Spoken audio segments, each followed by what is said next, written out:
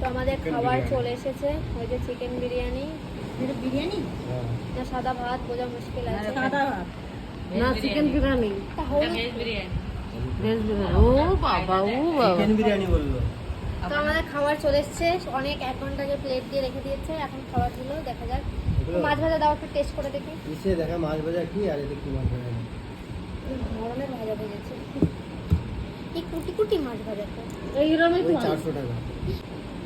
Tasty আছে, খেয়ে দেখো। অন্য দুসরা মশলা দিয়ে নিয়েছে, ঝাল ঝাল। সবাই শেয়ার করে বললাম যে খেয়ে দেখো, বাসা সেই টেস্টি লাগছে। ভুলা। অন্য ওখানকার মতো ম্যারিনেশন করে আগে দেখো ওই প্লেন ভাত নাকি ঝাল ঝাল আছে, বেশ টেস্টি আছে। ঢেলে নাও বিরিয়ানি। চিকেন কোনো কিছু নেই ভাতের মধ্যে ঢেলে দেখো। এই গরম না ঢাল করে হয়ে গেছে আনারস দিয়ে বানাইছে। আনারস খাবা না?